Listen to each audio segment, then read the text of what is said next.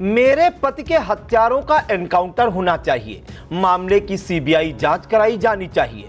Police ने अभी सिर्फ मोहरे पकड़े हैं, असली खिलाड़ी आज भी बाहर घूम रहा है। गोरखपुर में भाजपा नेता राजकुमार चौहान की हत्या के बाद उनकी पत्नी सुशीला देवी का यह बयान अब सिर्फ एक परिवार की पीड़ा नहीं बल्कि पूरे सिस्टम पर सवाल बन चुका है।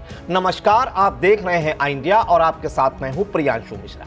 दरअसल जब 17 मार्च की सुबह भाजपा नेता राजकुमार चौहान मॉर्निंग वॉक पर निकले तो उन्हें अंदाजा भी नहीं था कि कुछ ही मिनटों में उनकी जिंदगी पर खूनी हमला होने वाला है।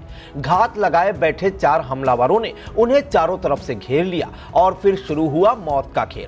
हमलावरों ने भाजपा नेता पर चाकुओं से ताबड़तोड़ हमले कर उन्हें लहूलुहान कर दिया। बताया जा रहा है हमलावरों ने 20 से 25 बार वार किए और तब तक करते रहे जब तक उनकी सांसें नहीं थम गई। लेकिन इस कहानी का सबसे बड़ा और सनसनीखेज पहलू हत्या नहीं बल्कि उसके पीछे छिपी साजिश है।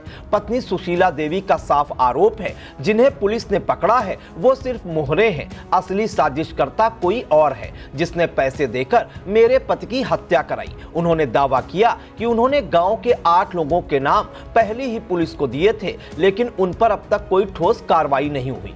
सुशीला देवी का गुस्सा यहीं नहीं रुकता, वे सीधे मुख्यमंत्री से अपील करती हैं कि आरोपियों के घरों पर बुलडोजर चलाया जाए और उनके पति के हत्यारों का भी एनकाउंटर किया जाए। उनका कहना है जैसे मेरे पति को बेरहमी से मारा गया वैसे उन्हें भी सजा मिलनी चाहिए। परिवार का दर्द भी कम नहीं है, घर में मातम पसरा हुआ है। पत्नी, बेटियां और बहन का रो रो कर बुरा हाल है।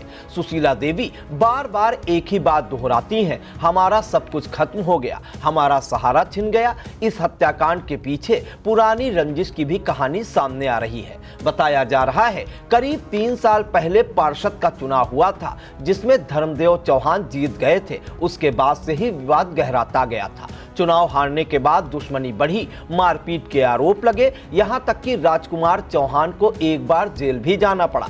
परिवार का आरोप है कि उसी रंजिश ने आखिरकार इस खौफनाक हत्या का रूप ले लिया। हालांकि पुलिस ने इस मामले में 2 आरोपियों को गिरफ्तार कर जेल भेज दिया है, लेकिन परिवार इन गिरफ्तारियों से संतुष्ट नहीं है। उनका कहना है कि असली मास्टरमाइंड अब भी पकड़ से दूर है। इसी बीच एक और चौंकाने वाली बात सामने आई है। राजकुमार चौहान के भतीजे का दावा है कि मरने से पहले उन्होंने दीपक नाम लिया था। यह दावा जांच को और उलझा रहा है और सवाल खड़े कर रहा है कि आखिर इस हत्या के पीछे कौन है। वहीं दूसरी तरफ एक आरोपी की मां का कहना है उसका बेटा लंबे समय से प्रताड़ना झेल रहा था और यह घटना उसी तनाव का नतीजा हो सकती है। घटना के बाद इलाके में भारी आक्रोश देखने को मिला। सैकड़ों लोगों ने सड़क जाम कर विरोध प्रदर्शन किया। पुलिस को हालात काबू करने के लिए लाठीचार्ज तक करना पड़ा। राजनीतिक हलचल भी तेज हो गई है। राज्यसभा सांसद राधा मोहन अग्रवाल ने यहां तक कह दिया कि जो भी इस हत्याकांड के आरोपियों को बचाने की कोशिश करेगा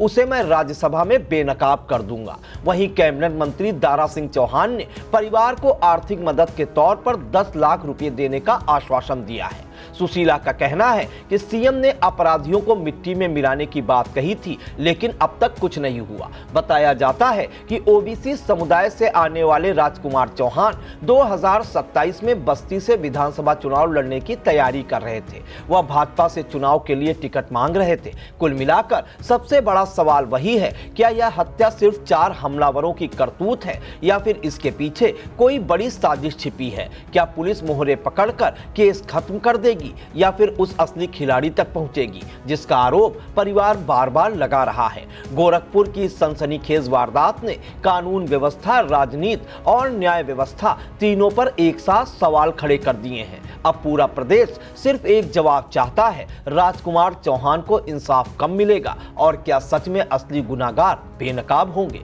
खबर आपकी, नजर हमारी। देखते रहिए आई इंडिया।